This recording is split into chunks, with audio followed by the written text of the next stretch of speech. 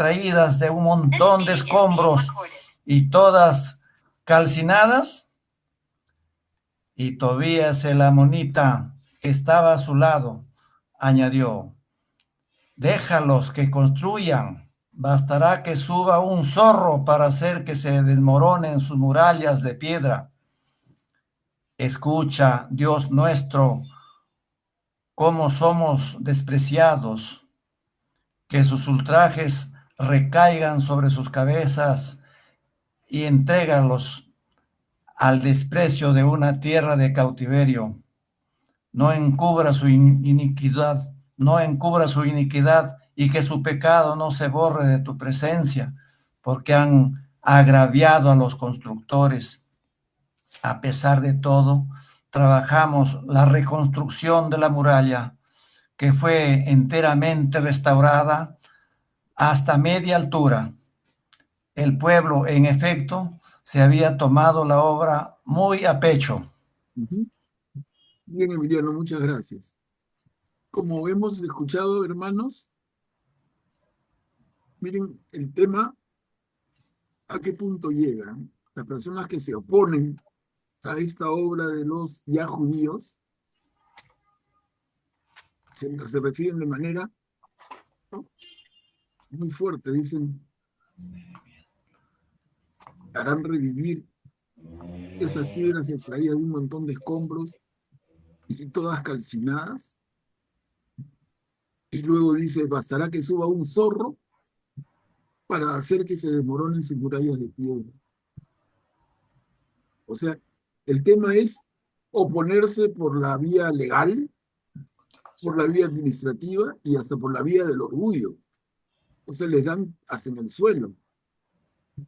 ¿Qué están haciendo, no? Entonces le acusan al rey dominante de esa época, al rey de Persia: cuidado que les está dando alas a los que te van a arrancar los ojos. Pero luego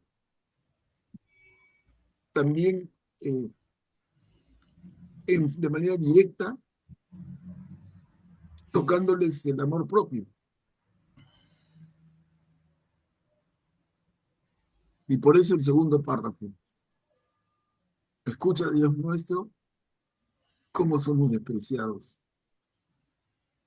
Y en el tercer párrafo, a pesar de todo ello, la muralla avanzó. La reconstrucción de los muros avanzó. Y hasta aquí nos dice, fue enteramente restaurada hasta media altura. O sea, en este momento está a media altura. Todavía falta continuar, pero ya hay bastante avance. Nos da una idea clarísima de la dificultad que enfrentan, ¿no? Como les digo, dificultad en todos los órdenes. Primero en el político administrativo, cuando se ven vencidos en esto, los enemigos avanzan en otros órdenes y hasta llegar al tema de dañar la propia autoestima de las familias enteras que están reconstruyendo las murallas.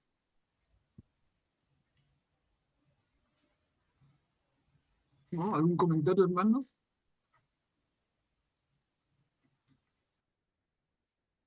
A ver, si no, seguimos leyendo. Entramos al capítulo 4, la defensa de los judíos. Acá son 3 diapositivas. Para que no sea pesado, podemos leerla de una en una. ¿Quién se ofrece para esta primera? Yo Cuando, cuando Sabalat, Tobías, los árabes, los amonitas y los asdoditas se enteraron de que progresaba la reparación de las murallas de Jerusalén, porque comenzaban a cerrarse las brechas, se endurecieron y se coaligaron para atacar a Jerusalén y provocar disturbios.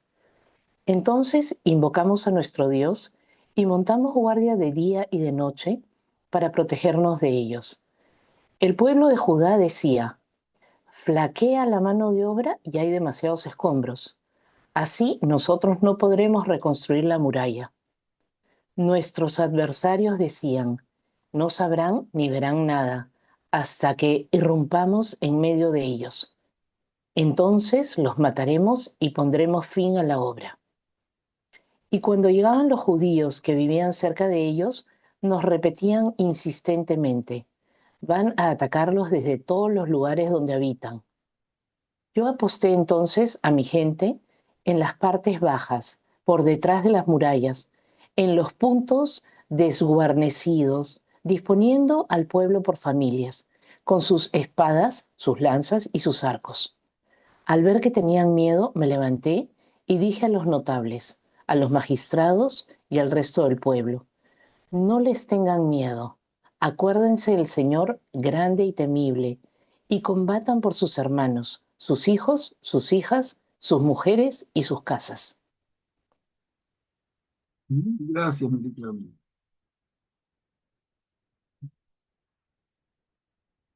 ¿Algún comentario aquí, hermanos?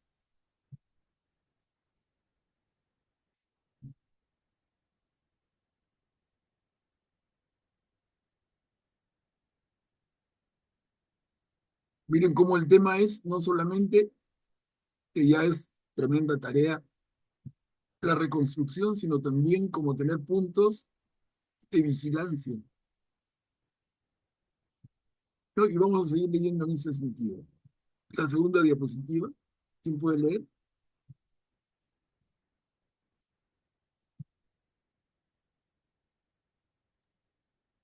Cuando nuestros enemigos advirtieron que estábamos alerta y que Dios había desbaratado sus planes, volvimos todos a las murallas, cada uno a su trabajo. Pero a partir de ese día, solo la mitad de mi gente hacía el trabajo, mientras la otra mitad tenía en la mano las lanzas, los escudos, los arcos y las corazas, y los jefes estaban detrás de toda la casa de Judá. Los que reconstruían las murallas y los que transportaban las cargas iban armados. Con una mano hacían el trabajo y con la otra empuñaban el arma. Los que construían tenían cada uno la espada ceñida a la cintura mientras trabajaban. Además, había junto a mí un hombre encargado de hacer sonar el cuerno debe ser, ¿no? Yo dije a los notables, a los magistrados y al resto del pueblo: la obra es considerable y extensa, y nosotros estamos esparcidos sobre la muralla, lejos unos de otros. Allí donde oigan el sonido del cuerno, corran a reunirse con nosotros. Nuestro Dios combatirá a favor nuestro.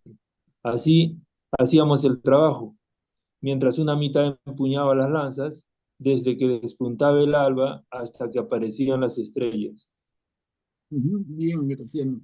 Mira, eso se resume en esa línea que dice, la mitad de nosotros hacían el trabajo y la otra mitad empuñaban el arma.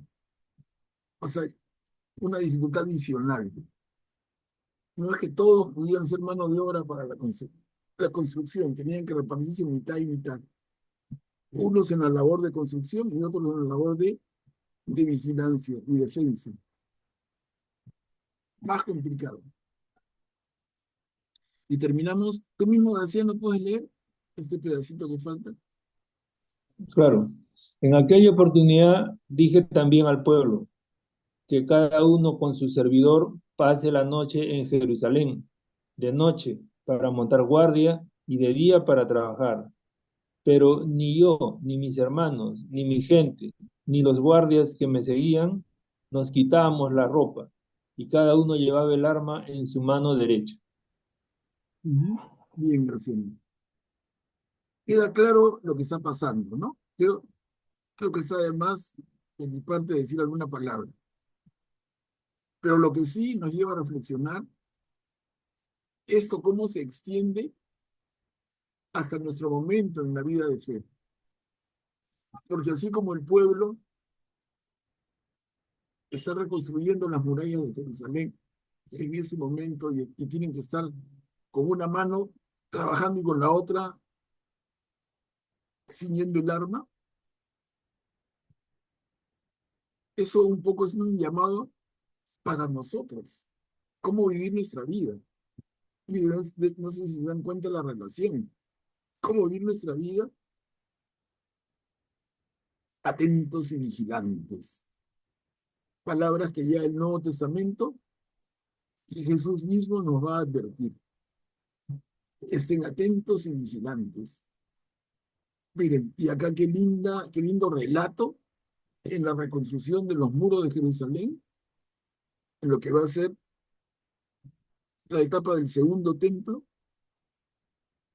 como Nehemías cuenta que en esta labor de reconstrucción tienen que estar, en otras palabras, atentos y vigilantes.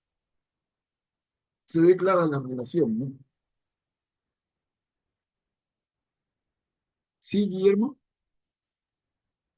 Manuel Pablo, para mí me queda claro por la forma cómo se dedican a hacer el trabajo, incluso la mitad trabaja y la mitad está pendiente de que no vengan a atacarlos sus enemigos, y algunos trabajan con una mano nada más y con la otra están listos para defender. La importancia que representaba para ellos la reconstrucción del templo. En realidad no es una reconstrucción, sino la construcción de un templo nuevo, porque el anterior había quedado completamente arrasado, ¿no? Esa importancia que tiene el templo para los israelitas de ese tiempo es porque ahí se celebraba la liturgia de gratitud, de alabanza y también de petición para el Dios de Israel. Entonces, esa enseñanza también debe tener eco para nosotros en las actuales circunstancias. Para nosotros la cosa es diferente porque nosotros hemos llegado a la vida de la iglesia en un momento en que ya no hay todo ese tipo de amenazas. Vivimos un contexto que es en este momento el siglo XXI, ¿no? Pero el templo, que es el que nosotros llamamos comúnmente iglesia, eh, es enormemente importante porque es el lugar donde está el Señor Jesús permanentemente en el sagrario. Ese es el leitmotiv para que nosotros tengamos esa dedicación que mostraban estos israelitas por su templo. Gracias. Gracias, Guillermo. Muy clara la explicación. Buen refuerzo. Sí, Graciano, adelante. Gracias, Manuel Pablo. De todas maneras, a mí me llama la atención por qué tenían tantos enemigos, este, y a tal punto que tenían que estar en estado de guerra prácticamente mientras ellos reconstruían su templo, ¿no? Es llamativo eso, ¿no? Y también por otro lado, ahora, claro, la iglesia no tiene ese tipo de amenazas, ¿no? Como en estos pasajes de la Biblia, pero obviamente que actualmente hay amenazas también contra la iglesia de otro tipo, ¿no? Igual tendríamos que estar nosotros alertas contra esas amenazas. Gracias. Gracias, Graciano. Amenazas, además, contra cada uno de nosotros personalmente. Esa tendencia al pecado, esas distracciones que nos apartan del camino, que nos pierden y que hace que en el Evangelio Jesús nos invite a lo que les reflexionaba hace un momento, estar atentos y vigilantes. ¿Contra quién? Contra Zambalat y los que se van a oponer a la reconstrucción del templo. Es otra época. Pero y si el templo somos nosotros, y si el trabajo es en construirnos y reconstruirnos nosotros mismos, ¿cuántos enemigos hay? A ver, Julie, adelante. Sí, realmente estamos rodeados de enemigos y por todas partes, de todas las formas posibles, especialmente con las redes sociales y todo lo que nos distrae tremendamente de estar realmente presentes y atentos a las necesidades de los demás, prácticamente, al servicio, a la capacidad de amar que tenemos y de dar. Yo tengo una pequeña confusión, están reconstruyendo murallas de Jerusalén o está reconstruyendo el templo. En este caso, me parece que en este periodo están básicamente dedicados a las murallas defensivas, o me equivoco. Son las murallas de la ciudad. Es correcto, Yuri, sí. A veces nosotros mismos nos confundimos. Porque son dos procesos, ¿no? El propio templo y las murallas de la ciudad. Pero específicamente Nehemías está trabajando y se le asocia con las murallas de Jerusalén, las murallas de la ciudad. Es correcto. Pero vale la reflexión mucho, ¿no? Y vale la comparación de ese momento con el nuestro.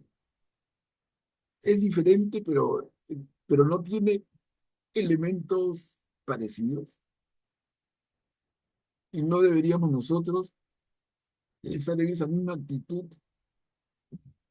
de lo que reconstruían las murallas de la ciudad, ¿no? Una mano trabajando y la otra alerta para defender. Repito, ese es un pedido que nos hace Jesús en el Evangelio también. Y es una manera, este relato histórico es un ejemplo maravilloso de lo que debe ser nuestra actitud como cristianos hoy. Atentos, alertas, porque el enemigo acecha, ¿no? Y el enemigo ya sabemos quién es y cómo viene.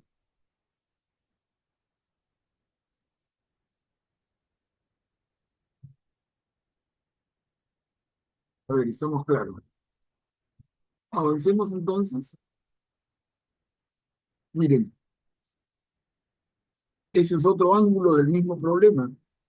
Injusticias entre los repatriados. Empezamos el capítulo 5. ¿Quién puede leer?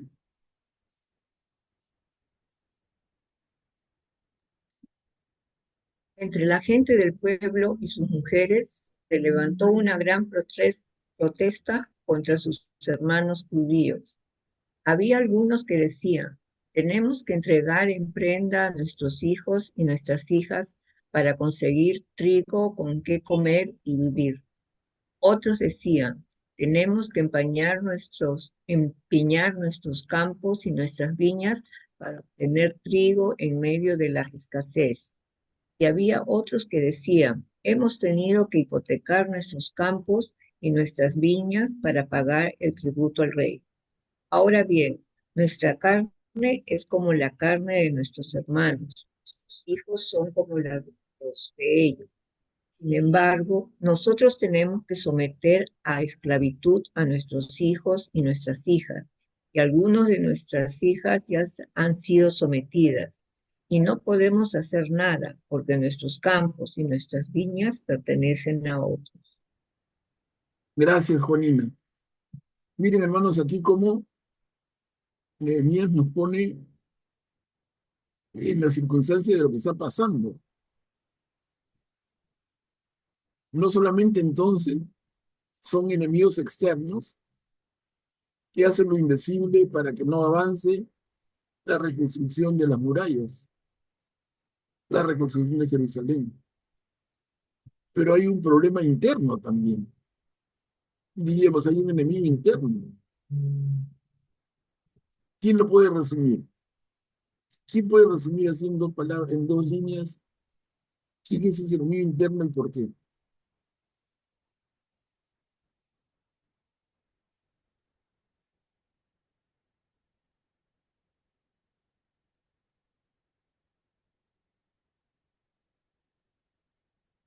¿Sí, Augusto? Adelante. Buenas noches. La codicia de aquellos que se aprovechan de la necesidad para obtener provecho, ¿no? Económico, por medio de la usura, ¿no? Claro. Y ellos son judíos, no son otros. Por eso yo me refería muy bien contestado a Augusto, pero yo les decía, el enemigo, en este caso es interno también, porque son mismos judíos que, como dice la primera línea, entre la gente del pueblo y las mujeres y sus mujeres, se levantó una gran protesta contra sus hermanos judíos que lucraban. Entonces hacían préstamos a cambio de prendas o con garantía de prendas, dice, de nuestros hijos y nuestras hijas. Entonces, por un lado, están como grupo unido, empeñados en la reconstrucción de Jerusalén, pero por otro lado, unos abusan de otros. Sí, Graciano, adelante. Realmente terrible, ¿no? Entregar a los hijos como prenda, o sea, eso ya es un extremo realmente, ¿no? A mí me impresiona eso. Gracias. Claro, claro. Entonces, decimos, lo que les ha pasado tiene que ver con la forma en que este pueblo se ha comportado en su alianza, en su pacto con Dios. Y acá están regresando.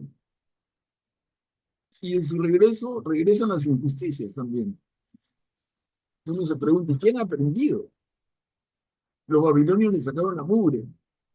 Era como el látigo de Dios para hacerlos reaccionar. Y acá regresan, tienen la oportunidad de reconstruir su templo y su ciudad y actúan de esta manera. Es un tema que uno cuando lo lee la primera vez, lo lees ligero y pasas casi por alto, ¿no? Pero de verdad nosotros que leemos despacito, es como dice Graciano, un tema de escándalo. El pueblo acaba de ser, a pocos años de ser tan castigado por su iniquidad, por su infidelidad, por su falta de compromiso con la alianza con el Señor. Entonces, acá tienen la oportunidad de regresar y miren cómo actúan. Sí, Guillermo, adelante. Manuel Pablo, aquí del texto se deduce que lo que vivían en esa época es más o menos como se vive ahora, porque a pesar de que dice que hay escasez y como consecuencia de la escasez, los que padecen la escasez tienen que prendar a sus hijos e hijas y tienen que empeñar los campos para obtener el trigo en medio de la escasez, dice. Pero quiere decir que hay gente que tiene trigo, ¿no? Entonces, hay mucha gente que no lo tiene, pero hay gente que eh, lo ha retenido, lo ha ocultado y está aprovechando la circunstancia, la oportunidad para lucrar de esa forma. Y Claro, aquí yo veo, claro. y aquí yo veo que aún en esa época tan lejana ahora, existía la ley de la oferta y la demanda también, ¿no? Porque la gente que había acaparado el trigo es gente que tenía algunos recursos para poderlo haber adquirido o haberlo sembrado y cosechado, ¿no? Y luego lo han ocultado para lucrar en el tiempo de la escasez que dice literalmente existía en esa época, ¿no? Claro, Entonces, eso es oferta y demanda, ¿o no? de la más cruda. Claro, mira, Guillermo, y bien dices, ¿cuál era el propósito de esta nación? Era reconstruir su templo y su ciudad. Y ese es el gran propósito que debería unir a todos. Ese debería ser el gran objetivo nacional. Pero de dentro de ese gran esfuerzo hay unos que pretenden aprovecharse. Y como dice Guillermo, qué actual es, ¿no? Con detalles diferentes, pero el fondo es el mismo. En una emergencia, algunos que se aprovechan. Y peor todavía si hablamos de la corrupción, eso ya rebalsa incluso a este cuento, a este relato. No, la corrupción es peor todavía. Que si le añadimos que en ese momento que la gran misión de la nación era la reconstrucción de su templo y de su ciudad, de sus muros, y que alguien hiciera mal uso, corrupción, robo, enriquecimiento ilícito, Cosas que pasan hoy. O sea, nos sorprende lo de antes, lo de ahora no es mejor. Incluso hasta peor, podemos decir. Pero a ver, Lluvia, adelante. Esto me hizo recordar la época del COVID, cuánta gente empezó a lucrar con la salud de la gente, con la vida de la gente. Las, las, Me acuerdo que yo compraba los guantes de látex a 15 soles. En una semana estaban a 45 soles. El oxígeno que se compraba 200 soles estaba a 2.000 o 3.000 soles en los balones de oxígeno. Los aparatos las máquinas de oxigenación que costaban $300, las vendían a 9.000 soles. O sea, en poco tiempo, en pocos años que duró el COVID, hay gente que lucró, pero lucró ya de una manera, o sea, más del 10.000% del valor de lo que vendían y a costa de la vida de las personas. Yo creo que eso para mí, y que el gobierno no haya hecho nada para controlar esos precios totalmente alucinantes, me parece terrible, sinceramente. Terrible, así es, así es. Augusto, adelante. Pero eso también a veces se da alimentado por nosotros mismos, ¿no? Por nuestras malas prácticas, porque los bienes, si bien hay muchos, son limitados. Y si nosotros nos malacostumbramos a querer acaparar, por ejemplo, el papel higiénico, y nos compramos una cantidad obscena de papel higiénico, por si acaso, o medicinas por si acaso, ¿no? Yo recuerdo que en esa época decía, no, hay que comprar medicinas para cada uno por si acaso. Mire, yo le dije, a mí no me compres, si quieren compren ustedes dos. Compraron, nunca las utilizaron. Todas esas medicinas inflaron los precios porque esas medicinas salen del stock y hay otras personas que requieren, que quieren hacer lo mismo. Entonces son malas prácticas que lamentablemente nos terminan perjudicando a nosotros mismos. Se hizo como, y eso pasa en las emergencias, ¿no? Uno hay que mantener la calma y ser más sensatos porque si vamos, eh, al final terminamos dañándonos a nosotros mismos sin darnos cuenta, ¿no? Y por supuesto eso se exacerba en los medios porque hay personas que le conviene que esta histeria colectiva se propague, ¿no? Exacto, exacto. Y funciona lo que decía Guillermo, ¿no? De la oferta y la demanda. Empieza a haber una sobredemanda de algunos determinados bienes. ¿Quién se beneficia con eso? Y el tema llegó en lo que contaba Yuli, y todos lo recordamos, aunque es tan doloroso, pero incluso hasta en los casos graves, vender las camas de los hospitales a precios exorbitantes. ¿No? Qué escándalo. Guillermo, adelante. Manuel Pablo, yo quisiera decir algo que va a sonar muy fuerte, muy duro, pero que lo creo firmemente, ¿no? Esos casos que ha mencionado la señora que habló de el precio del oxígeno, el precio de los guantes, todos los bienes, ¿no? Ahora sabemos que hay, por ejemplo, jefes de la policía que han lucrado eh, con malas artes en esa oportunidad porque recibieron recursos de su ministerio para comprar equipos de protección para los agentes y los compraban de mala calidad y se quedaban con parte del dinero. Pero todas estas son muestras de lo que se llama el capitalismo salvaje, porque a esos extremos de salvajismo llega la persona humana en el afán de la codicia y el enriquecimiento, nada más. La oportunidad, como dice el dicho, la oportunidad hacia ladrón, ¿no? El ladrón mientras no tiene oportunidad no hace nada, pero apenas se le presenta no la desperdicia. Y eso debe hacernos reflexionar a nosotros también ahora. Gracias. Claro, gracias a todos por sus intervenciones. Miren, todo empezó con una inocente lectura del capítulo 5 de Nehemías. O sea, lo que pasa en este periodo corto de reconstrucción de los muros de Jerusalén y cómo hay gente que lucra y de ahí sale, oye, y esto no pasó entre nosotros y no pasa entre nosotros y comprendemos que sí. Y eso es una manifestación clara de la miseria humana, de la falta de sentido de solidaridad. Entonces, cuidado con los cristianos que se presten a esto. Como el relato bíblico de hace 25 siglos cobra vida entre nosotros. Y podemos tener testimonios de cosas que hemos visto y sentido tan de cerca.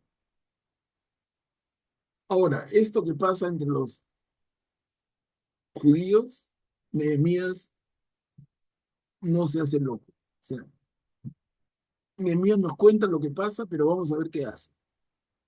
Ya seguimos leyendo. Pero Pablo, perdón, antes de continuar quisiera hacer una mención nada más, ¿no? Todo lo que se ha dicho no es más que una expresión de la lucha permanente entre el amor y el egoísmo. Entonces, en el caso de la pandemia, recuerdo mucho, hubo un proveedor de oxígeno que a pesar de que otros competidores elevaron sus precios significativamente, él siguió vendiéndolo al precio que siempre lo vendía y su establecimiento tenía unas colas grandes, ¿no? Y ese pobre señor, a pesar de haber procedido con tanto amor hacia su prójimo, lamentablemente se contagió y acabó muriendo como consecuencia del COVID. Pero lo que quería mencionar era que es la lucha infinita que hay siempre entre el amor y el egoísmo dentro del corazón del hombre. Claro, claro, Guillermo. Y vamos a ver entonces qué hace Nehemías. Miren, en estas dos diapositivas que vienen, en la continuación dice medidas de Nehemías en favor de los pobres. Vamos a leer, Nehemías se queda de brazo cruzado, se hace loco, mira para el costado, ni hablar. Vamos a ver qué pasa. ¿Quién puede leer?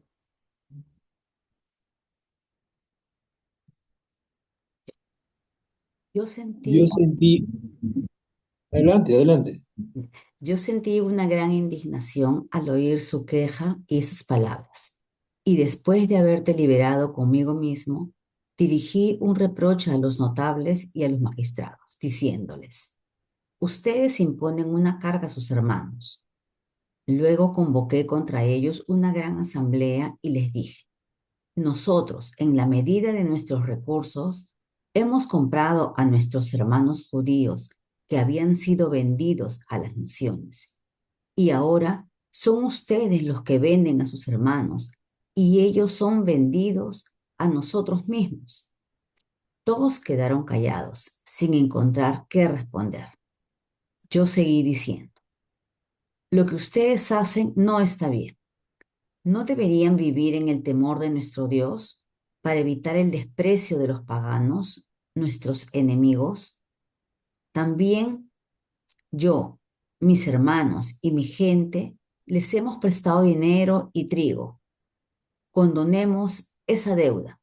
Devuélvanle hoy mismo sus campos, sus viñas, sus olivares y sus casas, y anulen la deuda de la plata, el trigo, el vino y el aceite que ustedes les prestaron. Ellos respondieron, restituiremos todo, sin reclamarles nada. Haremos como tú dices. Entonces llamé a los sacerdotes e hice jurar a la gente que obrarían conforme a esta palabra. Gracias, Beatriz. Miren, Pero no menciono. miren, hermanos, ¿qué les parece? Habíamos visto la similitud del relato anterior con lo que nos pasa, pero ¿y esta parte? ¿Esta parte también sucede? Graciano, adelante. Creo que no sucede, pero aquí lo que yo rescato es la importancia de un líder, ¿no?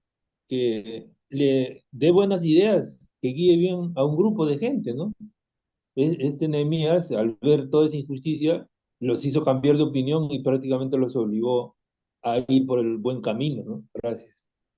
Claro, Graciano, gracias. Mira, ¿Qué tiene a su favor Nehemías? Además de su liderazgo, que se muestra a todas luces, pero tiene a su favor que se está dirigiendo a un grupo de creyentes, a un grupo de hermanos en la fe. Inmediatamente les saben y los hace entrar en razón. Pero si tú tienes una sociedad como la nuestra, una sociedad tan dividida y tan poco creyente, con tan pocos valores, entonces, ¿cómo aparece un líder a hacerlos reaccionar? Qué importante un liderazgo a este nivel y qué tanta falta nos hace, ¿no? Qué importante que el pueblo tenga una fe que comparte y cuánta falta nos hace. Nosotros decimos la mayoría del Perú es cristiana, pero es verdad, da que pensar, ¿no? Miren aquí el hecho y la reacción, la reflexión y la reacción de Nehemías y cómo consigue corregir. A ver, aplícalo ahora. Y vamos a terminar de leer porque esta película continúa. Este poquitín. ¿Puedes leer, Beatriz, también esta parte? Luego sacudí el pliegue de mi manto y dije, así sacuda Dios fuera de su casa y de sus bienes a todo aquel que no cumpla esta palabra, que así sea sacudido y dejado sin nada. Toda la asamblea respondió, amén, y alabó al Señor. El pueblo obró conforme a esta palabra. Gracias. Entonces, a ver, ¿alguna reflexión?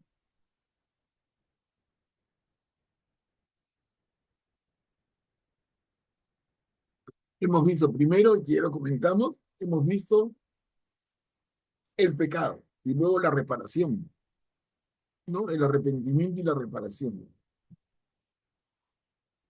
Y hemos hecho una comparación del pecado con nuestro tiempo. Y la reparación se puede dar ahora. Guillermo, adelante. Manuel Pablo, Nehemías los enfrenta a los que habían hecho los préstamos y todo esto, los enfrenta con su conciencia, al decirles nosotros hemos vendido a nuestros hermanos, ¿no? Nosotros hemos acogido a nuestros hermanos que están de regreso y ahora los estamos vendiendo, ¿cómo es posible, no? Entonces yo creo que esa palabra de Nehemías los hace recapacitar, los hace reflexionar, los hace eh, librar un juicio interno entre el amor y el egoísmo y se dan cuenta que efectivamente habían estado actuando egoístamente nada más, ¿no? Y cambian su actitud. Y luego los hace comprometerse con los sacerdotes para que todo lo que habían aceptado se cumpla puntualmente, ¿no? Gracias, Guillermo. Julia, adelante. Justamente estaba pensando en que en nuestros tiempos realmente nunca se escuchó, yo no escuché a nadie que levantara la mano y sacudiera conciencias. A ninguno lo escuché, ni a políticos, ni a religiosos, ni a nadie. No sé si alguno de ustedes habrá escuchado a alguien que dijera, "Oh, esto no puede seguir así, tenemos que hacer algo".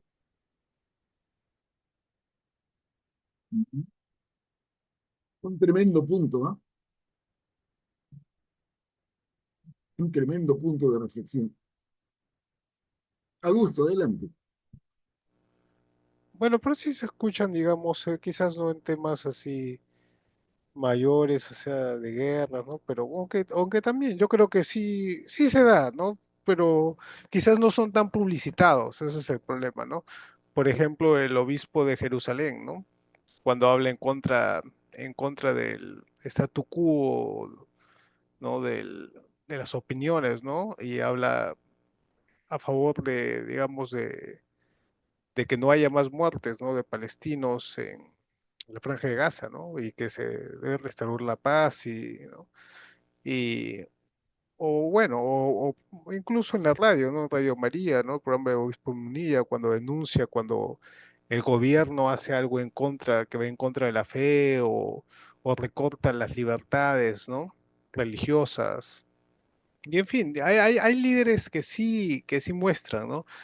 Eso y el problema es que, claro, nada más se publicita siempre lo malo de la iglesia, pero las opiniones que buenas casi no se publicitan en los medios tradicionales, ¿no? Por eso es, a veces nos encontramos como un entorno de desesperanza constante donde solo se publicita lo malo y se escucha todo lo malo de la sociedad, pero nunca escuchas todo lo bueno, ¿no? Que está pasando, ¿no? Por eso es que quizás tenemos una visión un poco negativa de la realidad, ¿no? Claro, de acuerdo, Augusto. Pero igual, ¿cómo se extrañaría un liderazgo como el de Nehemías, ¿no? Que desde el mayor, desde el nivel más alto, pone las cosas en su sitio. Pero que hay voces y hay. Definitivamente hay voces, hay movimientos, hay grupos y hay posiciones individuales que buscan la justicia y que se corrijan los problemas. Pero acá es notorio el liderazgo del número uno de esta nación. Guillermo, adelante. Bueno, Pablo, ahora que habla de liderazgo, quisiera mencionar el hecho de que nuestro arzobispo, que es el pastor de toda la feligresía de Lima, ha dicho las cosas bien claras frente a las autoridades políticas eh, en los discursos, en sus homilías de las misas en las que ha participado mientras estuvo aquí en el Perú, porque ahora ha viajado a raíz de la enfermedad del Papa a Roma, ¿no?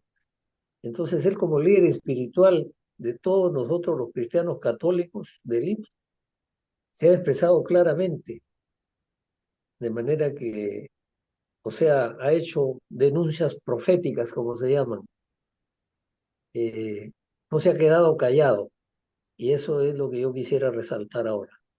Sí, Guillermo, solo para añadir, el cardenal ya regresó, acaba de regresar y ha tenido unas declaraciones otra vez muy fuertes, una conferencia muy larga en Radio Programa del Perú, una entrevista que parecía conferencia, ¿no? Pueden verla en YouTube, porque ahí ponen los cortes. Muy interesante, en la línea que tú dices. No, son gente valiente, son gente que asume su rol y lo ejerce sin miedo, aunque le caen pues buenos tomatazos, porque hay gente que se la tiene jurada también.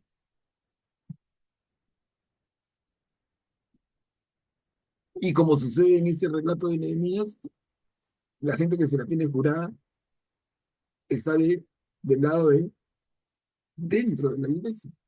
Igual, o sea, cambian los personajes, cambian un poquito las circunstancias, pero el fondo sigue siendo el mismo, hermano, 2500 años después, para pensar. Bueno, aquí terminamos en un final feliz. El pueblo obró conforme a esta palabra. Y vamos a continuar. El desinterés de Nehemías es un desinterés personal, no hay que leerlo mal.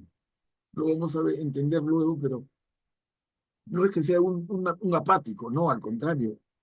No, es que no tiene ningún interés personal, él no busca que lucrar, ¿no? Es todo generosidad. A ver, ¿quién puede leer? Con esta perícopa termina el capítulo 5.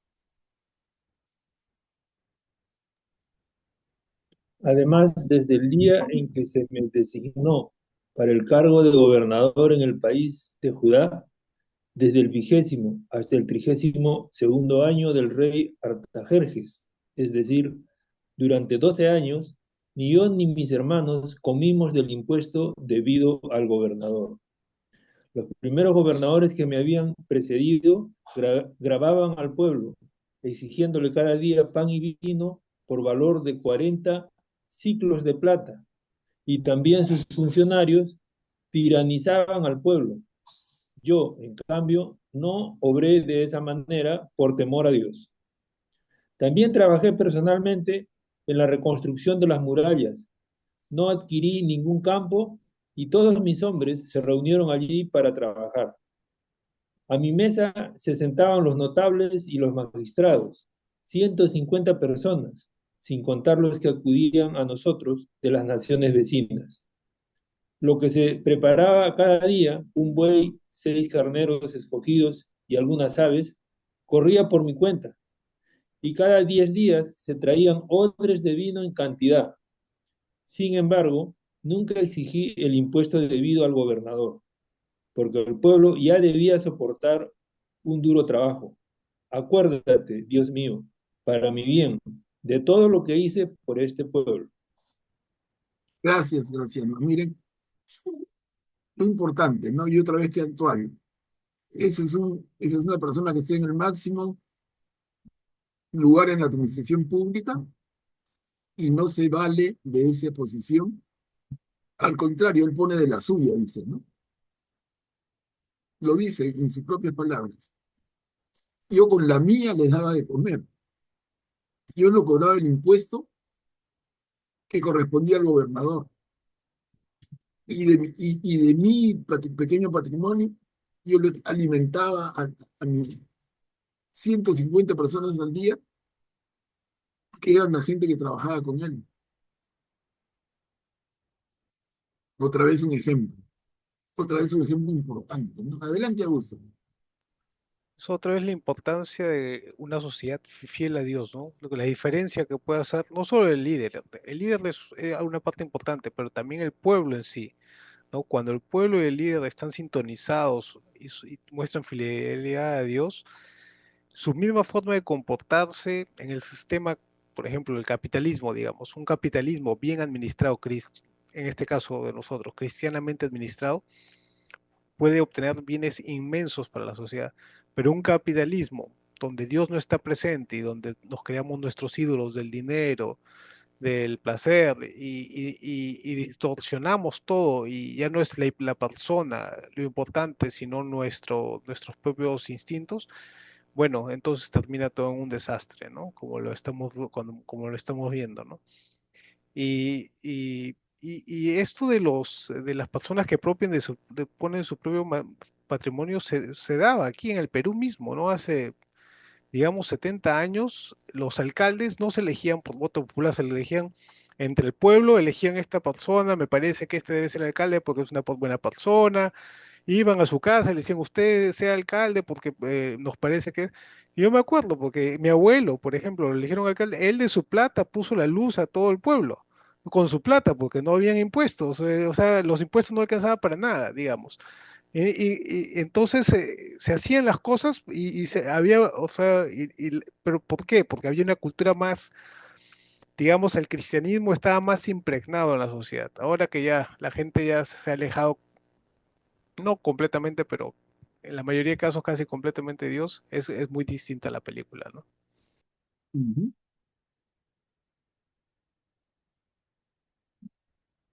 Vemos, hermanos, entonces, vemos lo que dice la palabra de Dios en estos relatos de Nehemías, entendemos la situación que viven y es inevitable traerlo a nuestros tiempos y a nuestra realidad, a nuestra experiencia de vida. Súper interesante.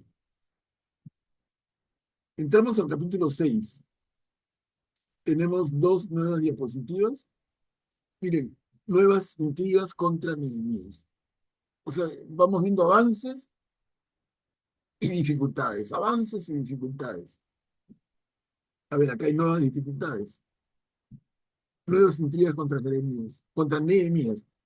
Perdón, ¿quién puede leer? Son dos diapositivas.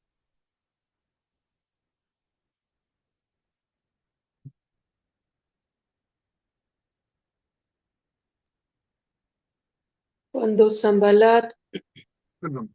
Eso que está después del numerito 8 ya no hay que leerlo, ya me he equivocado y no lo he cortado. Sí, Yuri. cuando Zambalat, Tobías, Gesem, el árabe y los demás enemigos nuestros supieron que yo había reconstruido las murallas y que no quedaba en ellas ninguna brecha, aunque hasta entonces no había colocado las hojas de las puertas, Sanballat y Gesem mandaron a decirme: ven a entrevistarte con nosotros en Kerefirim, en el valle de Ono. Pero en realidad lo que se proponían era hacerme el mal. Entonces les envié unos mensajeros para decirles: tengo muchísimo trabajo y no puedo bajar. ¿Por qué va a suspenderse la obra mientras yo la abandono por bajar a verlo? 4 veces me hicieron la misma invitación y siempre les di la misma respuesta. Por 5ª vez, Sanballat me mandó a decir lo mismo por medio de su servidor, que traía en la mano una carta abierta. En ella estaba escrito: se oye decir entre la gente, y lo confirma Gasmú, que tú y los judíos piensan sublevarse, y por eso reconstruyes las murallas. Según esos rumores, tú vas a ser su rey, e incluso has establecido profetas para que proclamen en Jerusalén, refiriéndose a ti: hay un rey en Judá. Y ahora el rey va a ser informado de todo esto. Ven entonces y pongámonos de acuerdo. Y continuamos viendo, por favor. Yo le mandé a decir: no ha sucedido nada de lo que tú dices, sino que son puras invenciones tuyas.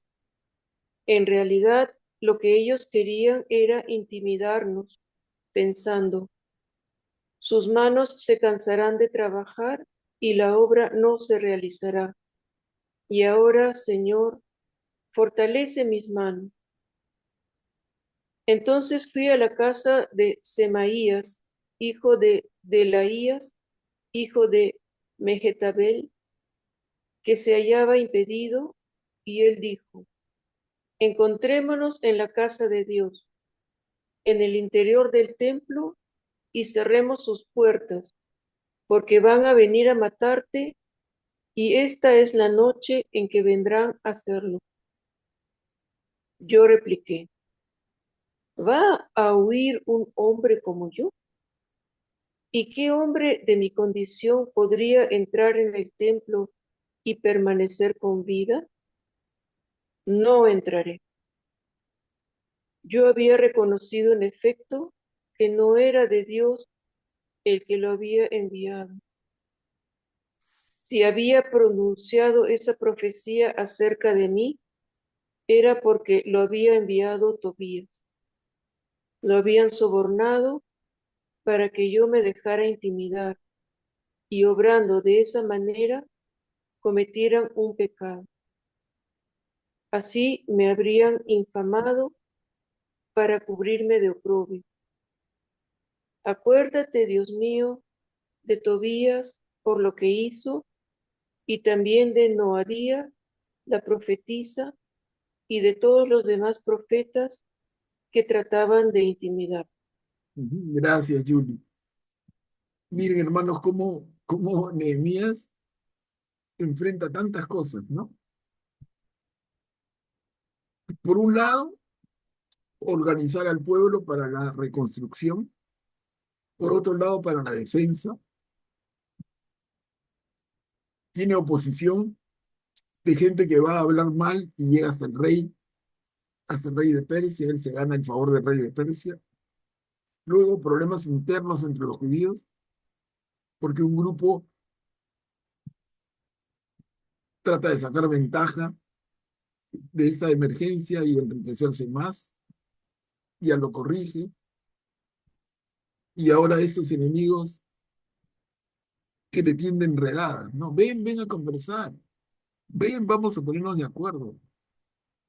Y como dice bien claro, con la intención real de hacerle daño, de repente de asesinarlo.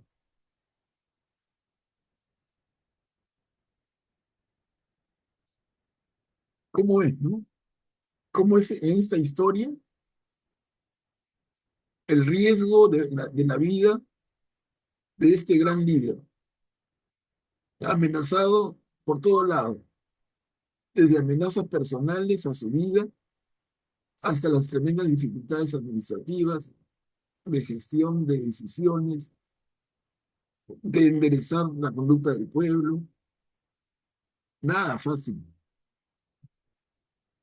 nada fácil, ¿no?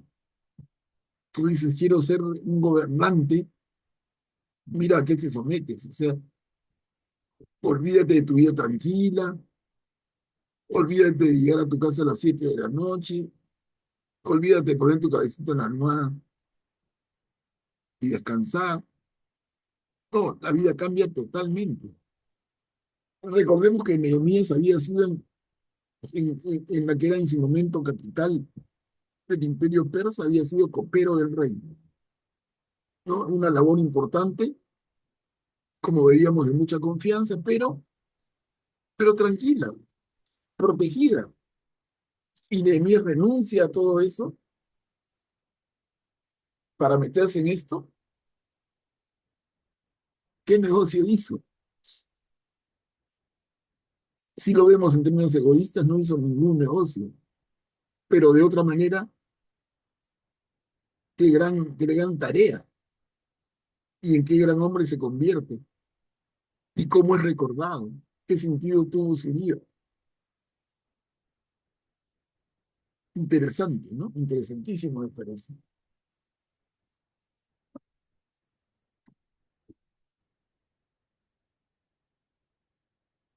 A ver, avanzamos.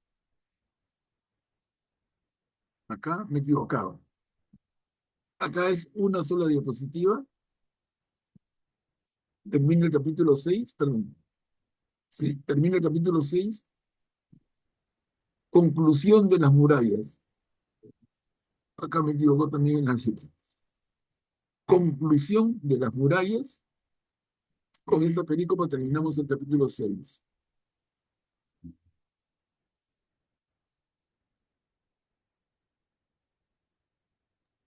¿Quién puede leer? Las murallas quedaron terminadas el día 25 de Elul, al cabo de 52 días. Cuando todos nuestros enemigos se enteraron, todas las naciones vecinas quedaron vivamente impresionadas. Se sintieron muy humilladas a sus propios ojos y reconocieron que el trabajo había sido ejecutado gracias a nuestro Dios.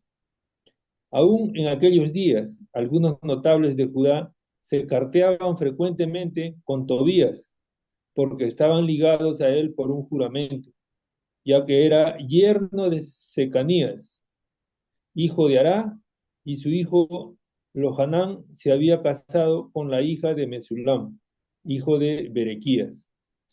Ellos hablaban bien de él en mi presencia y le transmitían mis palabras. Tobías, por su parte, enviaba cartas para intimidarme. Gracias, gracias. Conclusión de las murallas. Estamos llegando a un final feliz. Pero no olvidemos, y esa era la intención del estudio de los libros de Esdras y Nehemías. Como habíamos dicho, porque cuando hemos leído Jeremías, el pueblo ya fallaba al Señor en su parte de la alianza, es advertido, finalmente no hacen caso y les cae el castigo. Un castigo correctivo que es la conquista del reino de Judá por los babilonios. Están 70 años cautivos, luego una circunstancia feliz, el rey Ciro de Persia conquista Babilonia y le da libertad a los judíos para que regresen y reconstruyan su templo y su ciudad. Y hasta ahí todos estábamos, digamos, como que bastante claros. Pero al leer los libros de Esdras y de Nehemías, lo que podemos sentir en el detalle es todo lo que significa ese retorno y la reconstrucción consiguiente. Qué difícil fue. No, no olvidemos a Esdras, que hace todo un trabajo a nivel de términos religiosos. Y ahora Nehemías, en términos administrativos. Y juntos como pareja, ¿no? El gobernador y y el sacerdote juntos finalmente consiguen el éxito. Y las murallas son terminadas. Y uno dice colorín colorado, pero no, miren, este cuento ha sido tremendo, difícil. Manuel Pablo, Sí, bien. ese 2 sobre 2 está de más, creo, ¿no? Sí, sí, sí, Gracias. lo decía, sí, sí. Lo que pasa es que yo mismo voy preparando y tomo plantillas, pero esa acá no tiene sentido, debido borrarla y se me ha pasado. Ya son fallas personales. O sea, uno le da el cuidado, pero incluso lo reviso y se me va. Pero en fin. Miren, vamos al capítulo 7, entramos un poquito. Medidas para la defensa de la ciudad, obviamente de la ciudad de Jerusalén.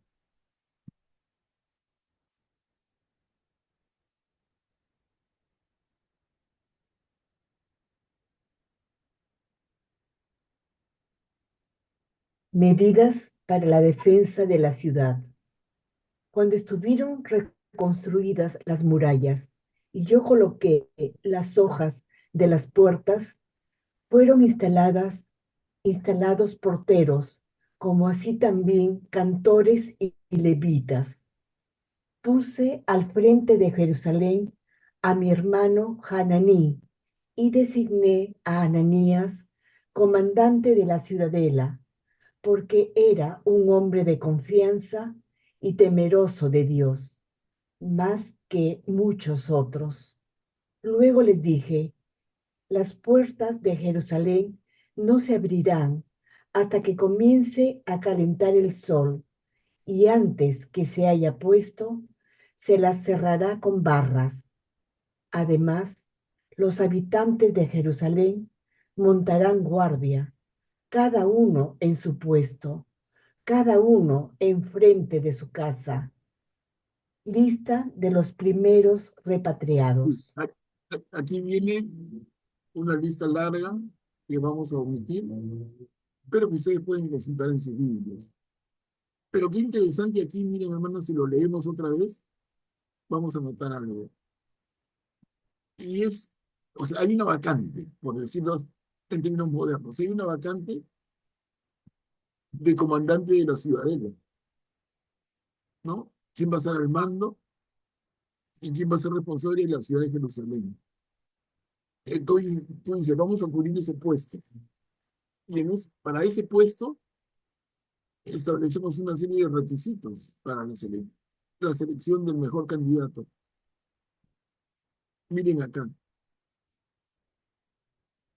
Claramente se lee que uno de los primeros requisitos era que sea un hombre de confianza y temeroso de Dios. Qué lindo, ¿no? No, tú dirías hoy día, no, requisitos para el puesto, ingeniero, con 5 años de experiencia, con colegiatura activa, que sepa inglés y que tenga experiencia en obras de tal envergadura. De repente esos podrían ser los requisitos para el puesto. Pero en este caso hay requisitos similares, pero primero que ninguno ponen que sea un hombre de confianza y temeroso de Dios. ¿No les parece lindo? Les digo, leyendo esto lentamente, es que nos regala muchísimo. Y luego lo otro, el cuidado para defender Jerusalén. Ya se han construido los muros, ya se instalaron las puertas, y lo que nos dice aquí, para descansar tranquilos, las puertas de la ciudad se cierran en la puesta del sol y no se abren hasta el día siguiente cuando amanece. Durante las noches, las puertas están cerradas. Pero además, los habitantes de Jerusalén montan guardia, cada uno frente a su casa.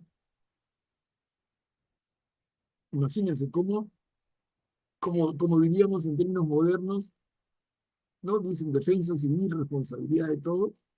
3 palabras nomás. Aquí esas palabras son la vida. La responsabilidad de la defensa de Jerusalén finalmente están todos. Y cada uno cuida frente a su casa. Qué medidas tan inteligentes, tan claras.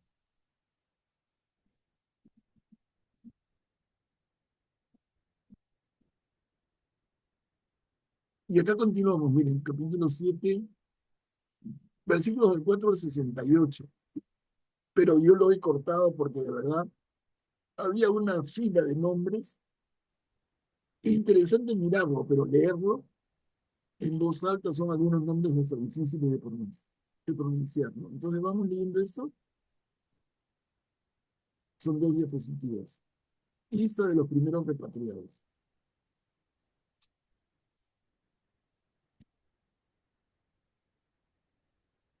Nos dice que la ciudad era amplia, la ciudad es grande, espaciosa, pero la población era poco numerosa y las casas no se reconstruían. O sea, el primer esfuerzo, el templo.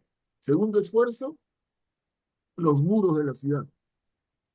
Pero dentro de los muros todavía tenemos poca población y casas derruidas.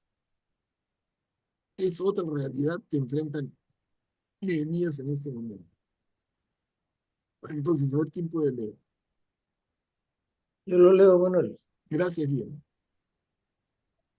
La ciudad era amplia en todo sentido y espaciosa, pero la población era poco numerosa y no se reconstruían las casas. Por eso mi Dios me inspiró reunir a los notables, a los magistrados y al pueblo para hacer el registro genealógico. Busqué el registro de los que habían subido al comienzo y encontré escrito lo siguiente. Estas son las personas de la provincia que volvieron de la cautividad y del exilio.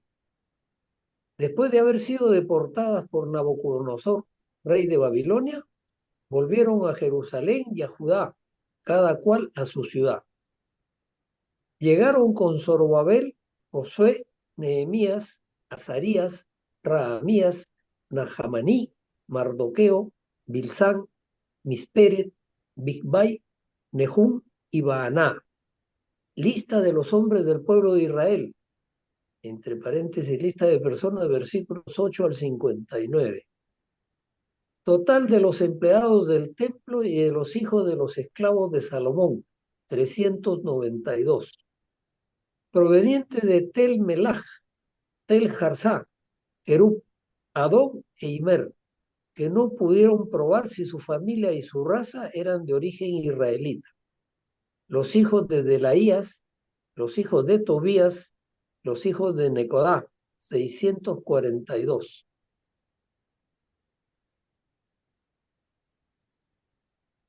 Y entre los sacerdotes, los hijos de Jobaías, los hijos de Jacós, los hijos de Barzilai, que se había casado con una de las hijas de Barzilai, el Gaaladita, y adoptó el nombre de este. Estos buscaron el registro de sus genealogías, pero no lo encontraron. Por eso se los excluyó del sacerdocio como ilegítimos, y el gobernador les prohibió comer de las ofrendas sagradas hasta que un sacerdote consultara a Dios por medio del Urim y el Tumín. Toda la asamblea comprendía 42.360 personas, sin contar sus servidores y servidoras, que eran 7.337. Había también 245 cantores y cantoras. Sus camellos eran 435 y sus asnos 6.720. Gracias, Guillermo. Miren cómo entra en detalle, porque es un administrador, Nehemías, y entra en detalle incluso hasta estadísticos.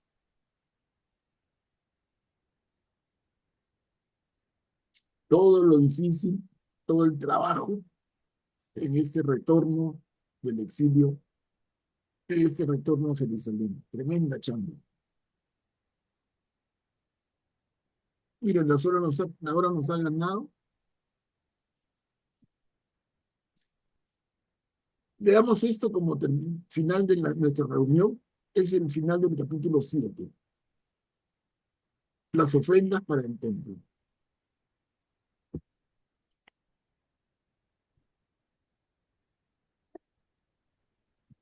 Algunos jefes de familia hicieron ofrendas voluntarias para la obra.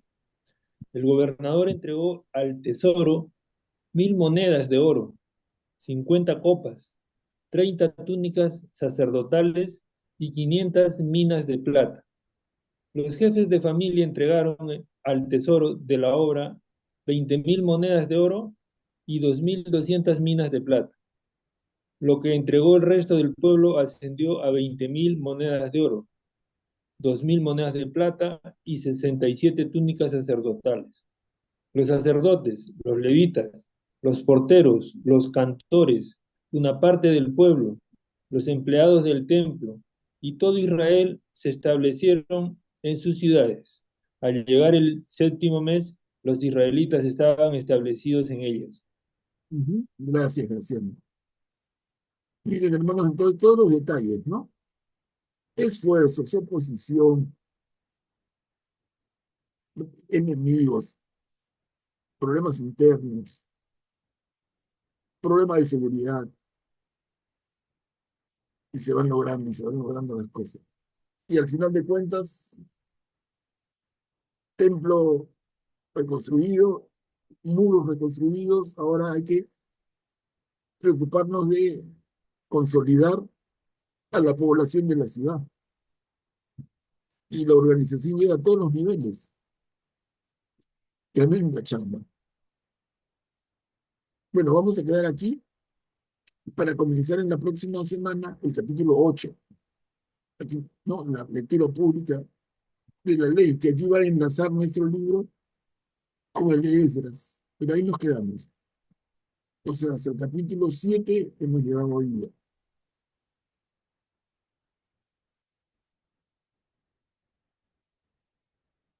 No sé, hermanos, algún comentario, alguien quisiera compartir.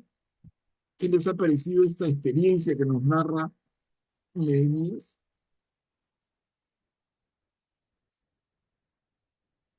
Pero, Graciano, adelante. Manuel Pablo, también llama la atención, durante toda la narración se ve una parte donde hay gente, como habíamos comentado, que no tiene nada que comer, que incluso hasta empeñan a los hijos, ¿no? Pero también casi al final se ve cómo juntan oro. O sea, había bastante desigualdad también en ese momento, ¿no? Gente sin comer y gente que tenía oro, tenía plata y otras riquezas, ¿no? Y eso significa pues desigualdad tal como hay ahora también, ¿no? Gracias. Claro, claro que sí, Graciano. Eso ha habido siempre, ¿no? Pero está bien que lo notes. Por eso es que esa prédica de Jesús y cristiana, pero que viene de más atrás, viene de los hermanos mayores que son los judíos, esa prédica de compartir con el marginado, es que siempre ha habido eso. Y ha habido ese llamado al compartir generosamente, al ser solidario. Es fundamental. Lo era y lo es ahora en el cristianismo actual.